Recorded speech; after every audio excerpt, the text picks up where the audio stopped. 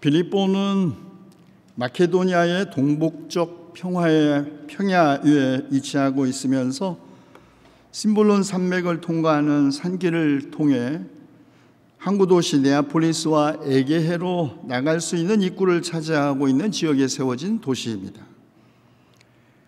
알렉산더 대왕의 아버지인 마케도니아의 필립 2세가 자기 이름 필립을 따 지은 도시이죠. 주전 358년의 일입니다. 그 후 주전 148년 마케도니아는 로마 총독의 속주가 되었습니다. 주전 42년 로마 제국이 내전에 휘말렸을 때 빌립보는 그 내전의 중심지가 되었습니다. 내전이 끝난 후 이 지역의 군사적 중요성 그리고 무역로로서의 중요성 또 특수한 금속이 많이 발굴된다는 그 중요성 때문에 후에 아우구스투스 황제가 된 옥타비우스가 이곳에 퇴역 군인들을 집단적으로 이주시킴으로써 빌립보는 로마의 군사 식민지가 되었습니다. 사도행전에서도 그래서 빌립보를 마케도니아 지방에서 으뜸가는 도시요 로마의 식민지였다고 소개합니다. 활발한 교역과 함께 소아시아와 유럽을 잇는 가교에 있었던 그 지역에 소아시아의 다양한 종교적 전통들이 함께 들어와 빌립보에는 일종의 종교 혼합주의가 만연해 있었습니다. 빌립보는 그리스도교 역사에서도 특기할 만한 장소인데, 왜냐하면 사도 바울에 의해서 최초로 아시아로부터 유럽에 최초로 세워진 교회가 있었기 때문입니다. 주 49년에서 52년 가을 사이 사도 바울이 이곳에 교회를 세운 것이죠. 자기가 세운 교회이기도 하지만 빌립보 교인들과의 바울과의 개인적 관계도 매우 인간적이었습니다. 빌립보 교인들은 처음부터 바울에게 충성을 다했고 바울 역시 빌립보 교인들을 그리스도 예수의 심정으로 그리워했습니다. 그는 스스로 천막을 만들어 자비량 선교를 했지만 오직 유일하게 빌립보 교인들의 헌금을 자신의 개인적 생계를 유지하는 데 씀으로써 이들을 명예롭게 하였죠. 이런 특권, 바울은 오직 빌립보 교회에게만 허락했습니다. 빌립보 교회는 큰 환난의 시련을 겪으면서도 기쁨이 넘치고 비록 극심한 가난에 쪼들리기는 했지만 언제나 남에게 베풀기를 즐겨한 교회였습니다. 그들은 그들의 힘이 닿는 대로 구제했을 뿐만 아니라 오히려 자신들의 힘에 지나도록 자원해서 봉사했습니다. 그들은 구제하는 일을 마지못해 하는 어떤 의무가 아니라 기쁨으로 자원해서 하는 특권으로 생각했던 것이죠. 그런데 이 빌립보 교회 안에 이른바 거짓 교사들이라는 사람들이 들어와 성도들의 화합과 평화를 교란시켰습니다. 바울은 이들을 그 어디에서도 비난한 적이 없던 상스러운 욕설, 개새끼들, 악한 일꾼들이라고 표현합니다. 우리는 바울이 말하는 이 개 혹은 악한 일꾼들이 어떤 사람이었는지 확정할 수는 없습니다. 그러나 이들이 할례를 주장한다는 점에서 그리고 율법의 엄격한 준수를 통해 완전해질 수 있다고 믿었던 유대 그리스도인들이거나 그리스도의 십자가를 거부하고 자기 배를 하나님으로 삼아 땅의 것만 추구한다는 점에서 현실주의적이고 쾌락주의적인 신앙을 추구했던 헬레니즘적 그리스도인들이었으리라고도 추정합니다. 또 다른 악한 일꾼들이라고 말해진 사람들은 이른바 열광주의자들이었습니다. 이들은 이미 지상에서의 삶에서도 신비한 종교 체험을 통하여 하나님과의 완전한 합일에 이를 수 있다고 주장했습니다. 그렇기 때문에 이들에게 그리스도의 십자가는 거리낌이자 불필요한 것이었습니다. 그래서 사도 바울은 이들에게 우리가 그리스도의 고난에 동참하여 그의 죽으심을 본받지 않고서는 부활에 이르지 못한다는 것을 강조한 것입니다. 그리스도인은 우리를 위하여 고난을 받으신 주님의 고난에 동참하고 그의 죽으심을 본받아야 한다. 그러나 어찌 쉬운 일이겠습니까? 그리스도를 본받는 원수 사랑 결코 쉬운 일이 아니고 그리스도의 고난에 동참하는 일 누구나 할 수 있는 일 아니죠. 어떻게 그러면 이런 신앙 생활 가능할 수 있을까요? 바울은 그가 전승받은 이른바 그리스도 찬가를 인용함으로써 그에 대한 답을 제시합니다. 여러분 안에 이 마음을 품으십시오. 그것은 곧 그리스도 예수의 마음이기도 합니다. 그는 하나님의 모습을 지니셨으나 하나님과 동등함을 당연하게 생각하지 않으시고 오히려 자기를 비워서 종의 모습을 취하시고 자기를 낮추시고 십자가에 죽기까지 하셨습니다. 이 말씀은 자기를 낮추신 예수님을 도덕적 모범으로 본받으라는 권면처럼 들립니다. 그러나 이 말씀의 본래의 뜻은 그렇지 않습니다. 이 본래의 뜻 헬라어 성경의 원문에 더 잘 드러나 있습니다. 헬라어 원문에 따르면 이 본문은 여러분은 서로 이 마음을 품으십시오. 곧 그리스도 예수 안에서 또한 품어야 할 마음입니다. 또는 예수 그리스도와의 사귐 안에서 품어야 할 마음이라고 기록되어 있습니다. 그리스도 예수의 마음이 아니라 그리스도 예수 안에서 품어야 할 마음이라는 것이죠. 여러분, 예수님의 마음 우리가 품고 싶다고 해서 품을 수 있습니까? 예수님의 마음을 품고 싶은 마음이야 우리 모두의 소망이고 또 예수님의 마음을 품을 수만 있다면 더없이 좋은 일이죠. 그러나 변덕스럽고 끊임없이 죄로 흔들리는 우리 마음 그렇지 못합니다. 그래서 바울은 우리가 그리스도 예수 안에 있을 때 비로소 우리는 우리가 품어야 할 예수님의 마음이 무엇인지 알 수 있고 또 우리가 품은 그 예수님의 마음을 실천할 수 있다고 한 것이죠. 그렇다면 그리스도 예수의 마음은 도덕적 상태가 아니라 하나의 사건입니다. 그리고 그 사건, 하나님과 동등함을 당연하게 생각하지 않으시고 자기를 낮추고 십자가에 죽기까지 순종하신 예수님의 삶이죠. 신비한 종교 체험을 통하여 하나님처럼 되는 걸 목표로 삼았던 초대교회 영지주의자들에 맞서 바울은 한편으로는 바로 이렇게 자기를 낮추어 인간이 되신 예수님을 증언한 것입니다. 우리가 그리스도 예수 안에서 품어야 할 예수 그리스도의 마음은 하나님처럼 되려는 종교적 욕망이 아니라 하나님에 대한 순종이죠. 그리고 다른 한편으로 바울은 십자가에서 죽으신 예수님을 하나님이 높이셔서 모든 이름에 뛰어난 이름을 주셨고 하늘과 땅 위와 땅 아래에 있는 모든 것들이 예수의 이름 앞에 무릎을 꿇고 모두가 예수 그리스도는 주님이시라고 고백하게 하셨다고 증언함으로써 로마 제국에 맞선 것입니다. 앞에서 말씀드린 것처럼 빌립보라는 도시는 퇴역 로마 군인들을 집단적으로 이주시켜서 만든 군사 식민지였습니다.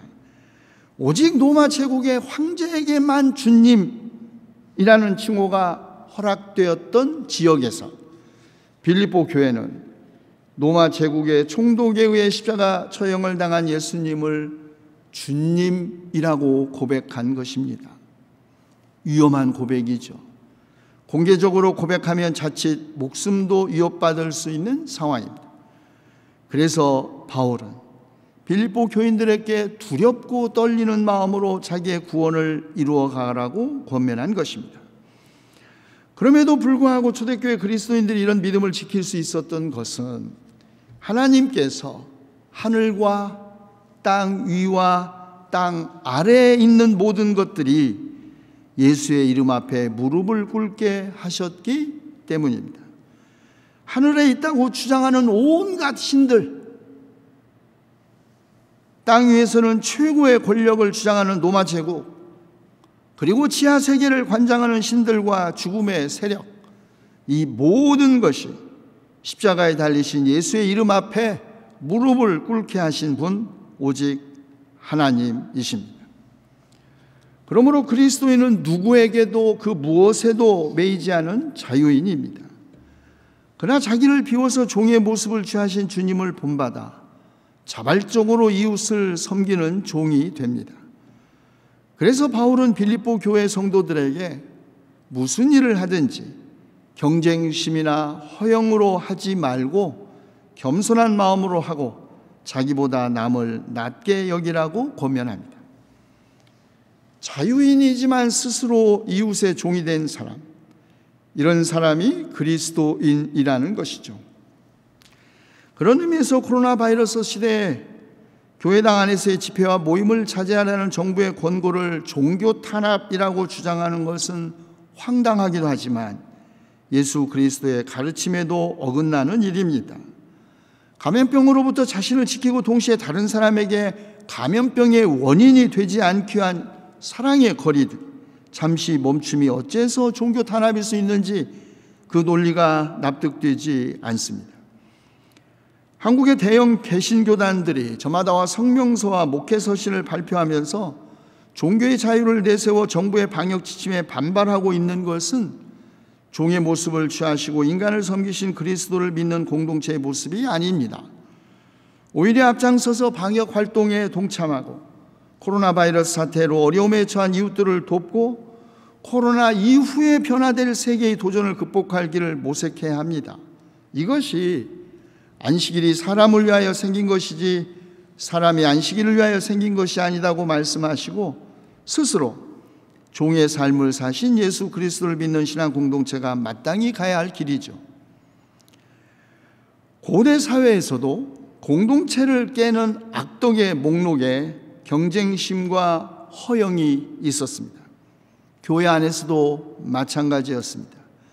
그래서 바울은 무슨 일을 하든지 경쟁심이나 허영으로 하지 말고 겸손한 마음으로 자기보다 서로 남을 낮게 여기라고 권면한 것입니다. 경쟁심은 쓸모없는 다툼을 불러오고 허영은 자기 과시와 다른 사람에 대한 차별로 귀결되기 때문이죠. 공동체 안에서 열심히 일하는 것이야 탓할 일이 아니고 오히려 권장해야 할 일입니다.